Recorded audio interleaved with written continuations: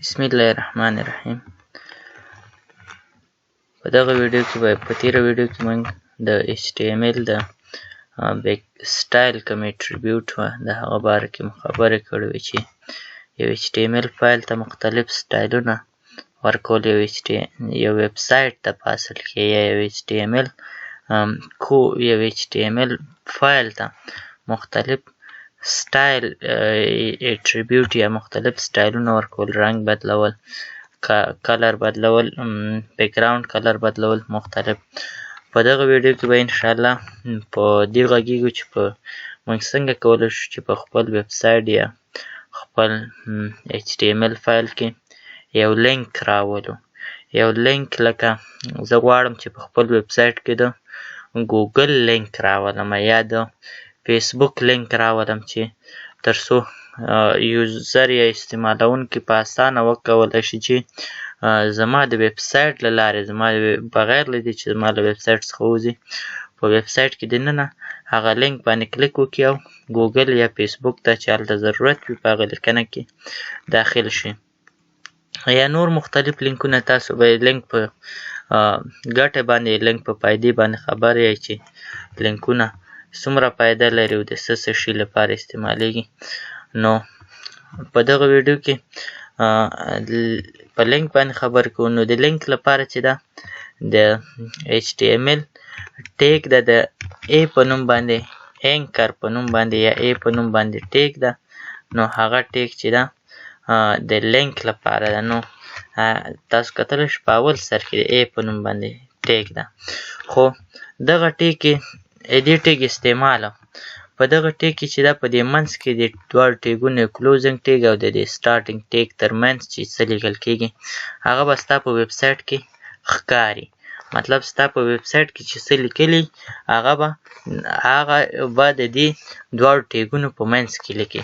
او د دې لومړني ټیګ له کلوزینګ کوم برخه ده له هغې نه مخکې په دې ځای کې چې کوم څه لیکل کېږي هغه به ته براوزر ته ورپېژنې چې دغه لینک ده او دا لیکنه ده. دغه ټیګونو منځ کې چې لیکنه ده دا به په اصل کې د لینک په شکل، عموما لینک چې ده په کوم انټرنیټ په هغه کې چې ده لینک په شین یا په بلو رنګ باندې چې ده لینک رنګ کېږي. نو هغه ستا لیکنه به هم په بلو رنګ باندې رنګ شي.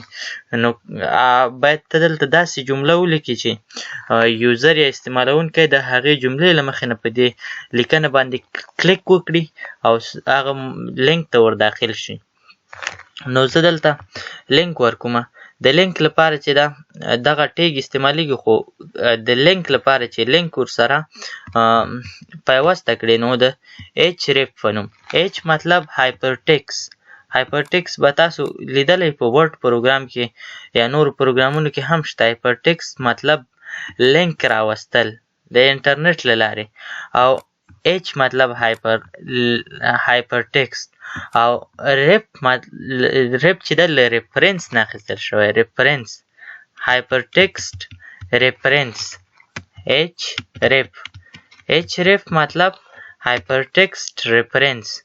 نو ریفرنس څنګه چې ما دا ټیګ ووهه نو تاسو کتلی شئ دا مختلف ریفرنسونه چې ما مخکې استعمال کړي دي نو دغه ریفرنسونه ما ته راغله. خو زه دا ریفرنس نه لیکم او د ګوګل کوم ریفرنس چې ده هغه تاسو کتلی شئ د ګوګل ریفرنس به دلته ولیکم. نو د ګوګل ریفرنس چې ده https://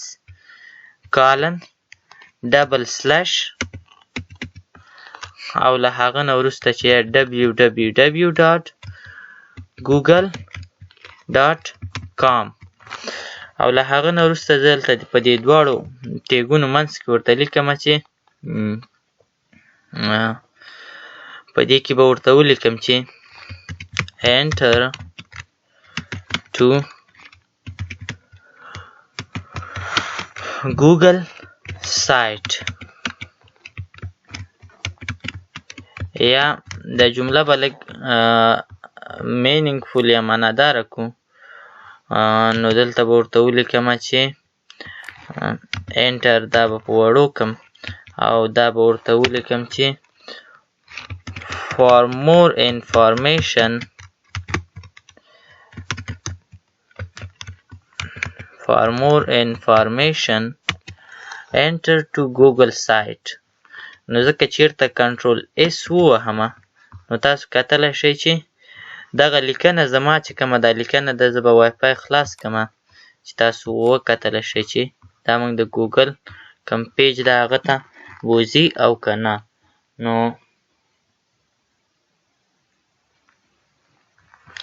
زه به خپل وای فای خلاص کړم.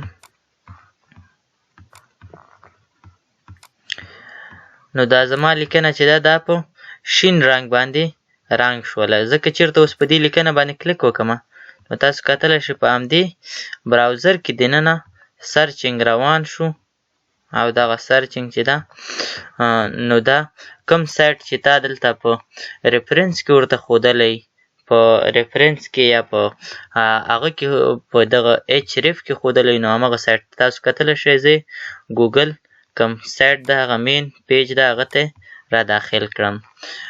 زه دلته یو بل لینک هم لیکمه بیرته خپل ډاکومنټ ته راځو او دلته چې ده یو بل لینک جوړومه او په دې لینک کې ورته لیکمه چې A او له هغه نه وروسته href او په href کې ورته لیکمه چې https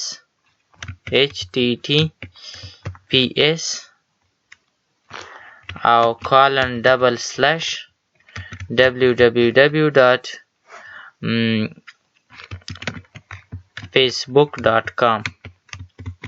تاسو نور لینکونه هم استعمالولی شئ.